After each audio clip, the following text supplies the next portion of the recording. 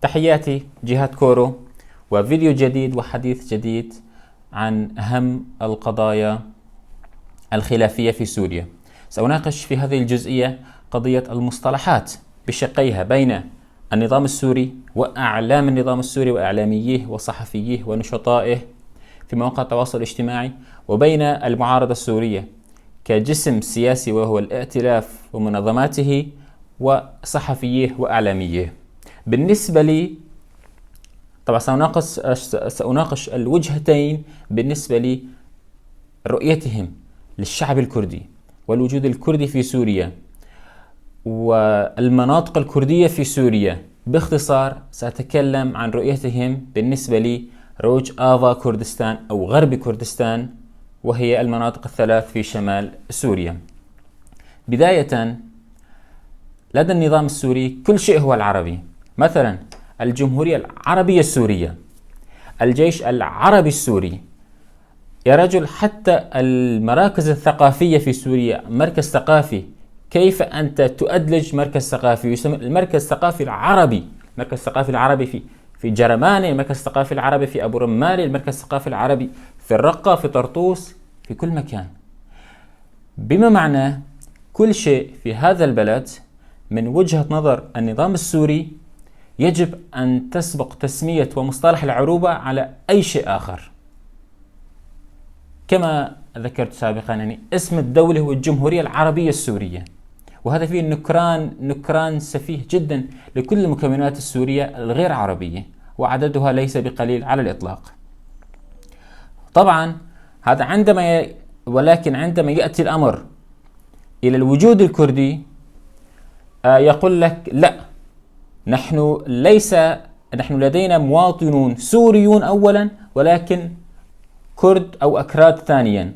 طيب ليش عندما يتعلق الأمر بالوجود العربي أنت تقول العربي أولا ثم السوري ثانيا، ولكن عندما يأتي الأمر إلى المكون الكردي تقول لا، هم سوريون أولا وكرد ثانيا. وطبعا وتنفي بالمجمل شيء اسمه مناطق كردية. أنا سأضع لكم الآن فيديو لبشار الجعفري، وهو مندوب النظام السوري في مجلس الأمن في الأمم المتحدة، عندما سأله صحفي تابع لشبكة روداو الكردية عن المناطق الكردية في شمال سوريا. طبعا بشار الجعفري أعطاه جواب فلسفي ينم عن مدى تفكير هذا النظام السوري عن أنه لا توجد مناطق كردية في سوريا، يوجد مواطنون أولا هم سوريون وثانيا هم كرد. تابعوا الفيديو وسنعود بعد مشاهدة الفيديو. دكتور بشار، بما أن حضرتك تتكلم عن الواقع العسكري والميداني داخل سوريا والتغييرات الموجودة اليوم في انتخابات مجالس محلية بمناطق الكردية في شمال سوريا، ما هو موقفكم تجاه هذه الانتخابات؟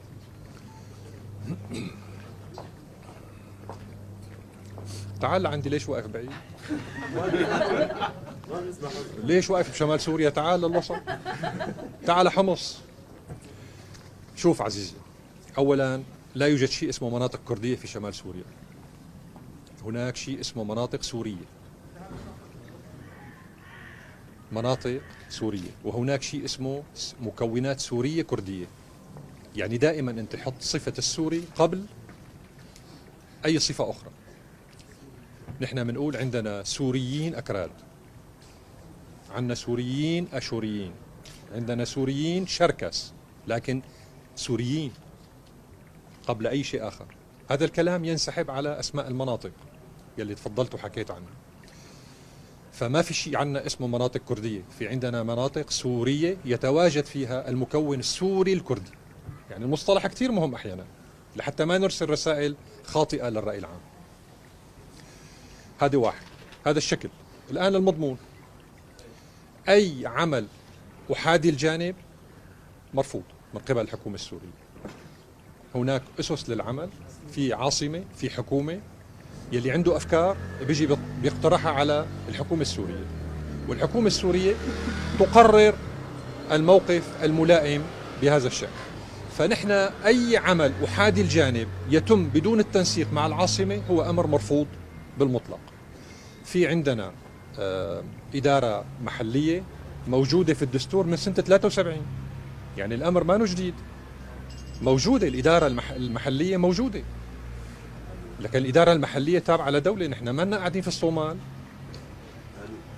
أي اقتراح، أي فكرة يتم طرحها على العاصمة، وبعدين في مجلس شعب وفي برلمان وفي أجهزة للدولة يمكن أن تطرح فيها ما تشاء من أفكار، لكن نحن المرجعية الأخيرة هي العاصمة.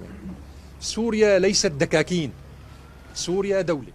إذن كما شاهدتم الآن، لدى النظام السوري إن كنت كرديا فأنت أولا سوري وثانيا وثم أنت كردي. طبعا كردي ليس كردي كامل الأوصاف، أنت كردي عربي، أنت كردي عربي، بحيث مش غير مسموح لك التعلم باللغة، غير مسموح لك نشر الثقافة، غير مسموح لك التعبير عن انتمائك الإثني، انتمائك العرقي، انتمائك القومي. أنت كردي نعم، ولكن أنت كردي عربي. طبعا هذه يحتاج لها شخص مثل بشار الجعفري وزير مندوب النظام، أو مثل وزير خارجية العراق إبراهيم الجعفري بالسفاهة والفلسفة التي يمتلكانها أن يشرح لنا ماهية مواطن كردي عربي. أذهب الآن إلى الشق الثاني وهو المتعلق بالمعارضة. إعلام المعارضة بشكل عام، صفحاتهم الفيسبوكية، في تويتر مجموعات كبيرة، سيريان نيوز اكتيفيتايت مثلا، أو هناك العشرات من المواقع تنقل الخبر التالي: مقاتلو الدولة الإسلامية، مقاتلو تنظيم الدولة. طبعا أنا لما بسأله أنت كيف تسمي مقاتلين يتبعون لمنظمة إرهابية تسميها بالاسم؟ نحن اصطلاحا نسميها داعش مثلا، إرهابية داعش، أنت لماذا تطلق عليها مقاتلو تنظيم الدولة؟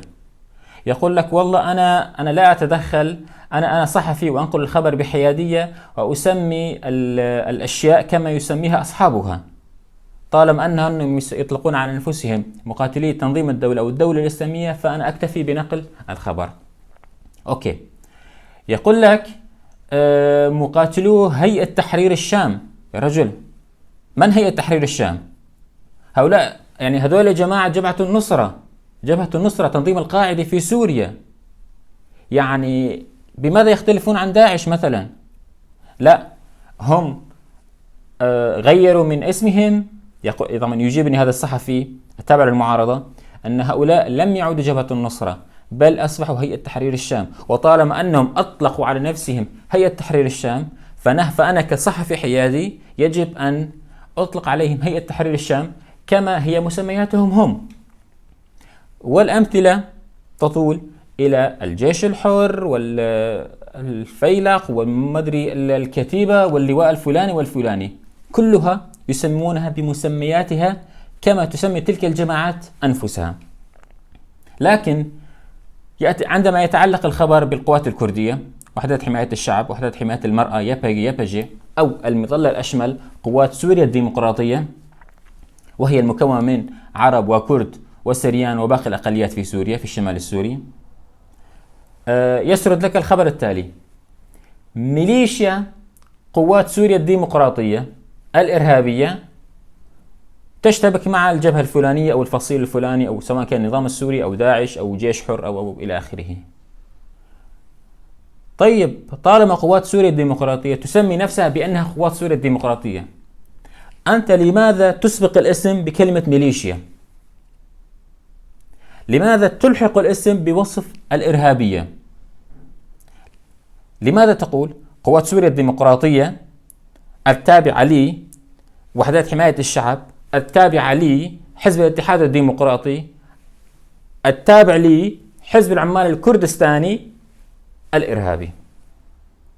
طبعا السؤال هو لماذا تجتهد كثيرا في تكرار المصطلحات لتصل إلى مصطلح الإرهاب وتلصقه بقوات سوريا الديمقراطية؟ طب أنت يا صحفي، أنت يا إعلامي، أنت يا ناطق رسمي باسم الائتلاف، باسم مكونات المعارضة، منظمات المعارضة، أنت تسمي هيئة تحرير الشام ولا تسميها النصرة فقط لأنها غيرت من اسمها وأطلقت على نفسها هيئة تحرير الشام. تسمي مقاتلي داعش الإرهابيين تسميهم بمقاتلي تنظيم الدولة فقط لأنهم يسمون أنفسهم مقاتلي تنظيم الدولة. وعندما جاء الأمر وتعلق بالشق الكردي في سوريا، وهي الكرد جزء من قوات سوريا الديمقراطية في الشمال السوري، تسميهم ميليشيات سوريا الديمقراطية وتلحقها بكلمة الإرهابية. إذن أين النقل الموضوعي للحدث؟ أنت كإعلامي أو كناشط إعلامي أو كمجرد شخص يملك قناة في اليوتيوب أو يملك صفحة في تويتر أو فيسبوك والمنصات الأخرى.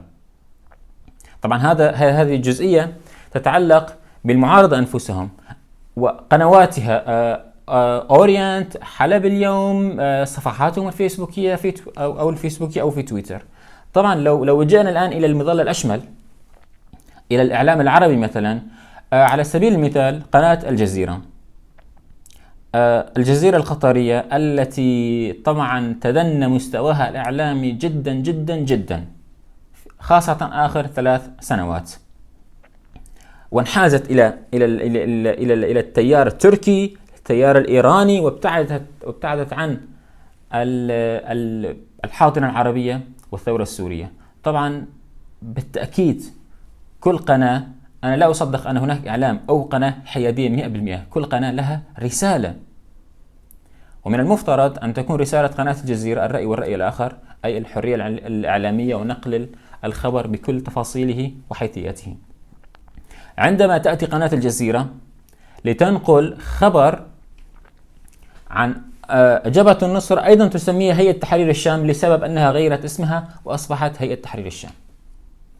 عندما تأتي لتتحدث عن داعش أيضا تسميها بتنظيم الدولة الإسلامية أو مقاتلي تنظيم الدولة. عندما يأتون إلى قوات سوريا الديمقراطية لنقل خبر عاجل أو خبر تفصيلي عن هذه القوات وتحركاتها العسكرية أو تحركات مجلس سوريا الديمقراطية وهو المظلة السياسية لقوات سوريا الديمقراطية، ينقل الخبر على الشكل التالي: ما يسمى بمقاتلي قوات سوريا الديمقراطية، ما يسمى بمجلس سوريا الديمقراطية. أنا أريد أن أفهم لماذا استبقت الوصف قوات سوريا الديمقراطية أو مجلس سوريا الديمقراطية بكلمة ما يسمى؟ لماذا لم تسمي جبهة النصرة مثلا ما يسمى بهيئة تحرير الشام؟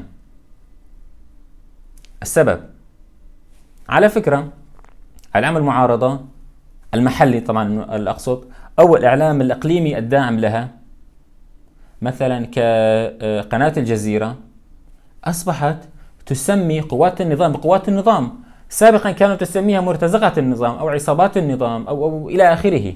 الآن تابع النشرات الأخبارية في قناة أورينت أو قناة سوريا أو قنوات المعارضة الأخرى، ستجد أنه مثلا المعارضة السورية قتلت 2 من قوات النظام في مكان ما، سواء باشتباك أو إلى آخره. أنه لاحظوا معي أنه كيف أنتم تسمون قوات النظام بقوات النظام أو جيش النظام، ولا تسمونها بالمرتزقة أو العصابات أو المجرمين إلى آخره، وهو التوصيف الدارج كان في السنة الأولى والسنة الثانية والثالثة من الثورة السورية. طبعا لما أنا بسألهم لماذا تطلقون على النظام السوري جيش النظام السوري ولا تطلقون عليه سواء الميليشيا ولا تصفونه بميليشيا أو مرتزقة أو إرهابيين أو إلى آخره أو مجرمين، يقول لك الرجل أو الصحفي أو القناة الإعلامية: والله أنا قناة إعلامية ولست طرف في النزاع، وأنا أسمي الأمور بمسمياتها كما أصحابه يسمون أنفسهم. ونفس هذه القنوات يجي عندما يتعلق الأمر بالقضية الكردية في روجافاي كردستان، في غرب كردستان، في كردستان سوريا، شمال سوريا بشكل عام، سواء كان المناطق الكردية أو المناطق العربية، والله يقول لك ميليشيا قوات سوريا الديمقراطية ويلحقها بكلمة الإرهابية، أو إذا كان هيك عنده رفاهية أو عنده حساسية أقل من القضية الكردية بحيث أنه غير محتك بشكل مباشر بسوريا، مثلا قناة الجزيرة، والله يقول لك ما يسمى بقوات سوريا الديمقراطية. أنا أريد أن أفهم أنه هذه كلمة ما يسمى شو بتغير من الموضوع؟ يعني ماذا سينقصك لو أنك قلت مثلا قوات سوريا الديمقراطية ولم تقل ما يسمى بقوات سوريا الديمقراطية؟ هل قناة الجزيرة، الكلام موجه لقناة الجزيرة وإعلاميها وصحفيها ومتابعيها، هل ذكرت قناة الجزيرة يوما ما عبارة ما يسمى النظام السوري؟ أو هل ذكرت يوما ما عبارة ما يسمى قوات النظام السوري مثلا؟ على الإطلاق. أو هل ذكرت ما يسمى بالجيش الحر؟ على الإطلاق. إذن طبعا أنا ذكرت في البداية نظرة النظام السوري عندما نشأت الثورة السورية والمعارضة السورية. الثورة السورية كانت انقلاب على النظام القمعي، لكن للأسف لم تكن انقلاب على الأفكار التي كان يتبناها هذا النظام. المعارض أو الصحفي الخارج من حضن النظام والمنقلب على حضن النظام، عندما انقلب على النظام ارتمى في حضن أكثر خباثة. يعني هو خرج من عباءة النظام، ارتمى في العباءة التركية. والحساسية أنا لا أسميها عداوة، بل ربما تكون حساسية، عداوة أو حساسية بين النظام السوري، أو النظام السوري عمره 54 عاما، ولكن قبله لا نظام سوري، لنفترض أن الدولة السورية. الحساسية والعداء الموجود بين الكرد السوريين والدولة السورية عمرها لا يتجاوز 100 عام، بسبب بسيط أن عمر الدولة السورية هو 100 عام فقط. ونحن على مدى هذه الأعوام لم نشهد حالات من القتل الجماعي الكثير على غرار التي حصلت للكرد في تركيا أو الكرد في إيران أو الكرد في العراق، وحملات الأنفال والإبادات الجماعية سواء بالكيماوي أو بغيرها. أوكي، خرج من حضن النظام ومصطلحاته، كان يجب طالما أنت منقلب على هذا النظام وفاشيته، يجب أن تنقلب أيضا على مصطلحاته وأفكاره والإيديولوجية التي يتبناها هذا النظام. ارتمى في حضن التركي. التركي لديه عقدة مع التاريخ، أنا ذكرتها سابقا في أكثر فيديوهاتي. التركي لديه عقدة مع التاريخ.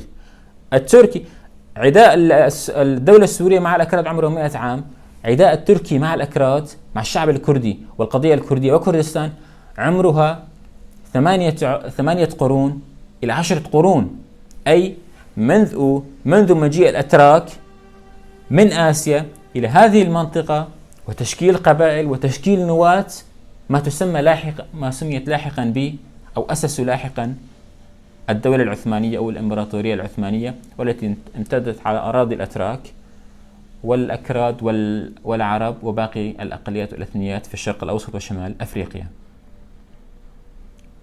هذا الأمر باختصار أنا أردت أن أنوه عنه يا أصدقائي، طبعا كي تكون الأمور مفهومة لدى الجميع. تابعوني في فيديوهات جديدة، وأنا أتمنى أن كان لديكم أفكار تودون أن نطرحها في فيديوهات سابقة، فقط ابعثوا لي برسالة أو بتعليق تحت الفيديو، وأنا أعدكم أن سنناقش تلك المصطلحات أو تلك الرسائل أو تلك القضايا في الفيديوهات الأخرى. شكرا جزيلا لكم، دمتم بخير.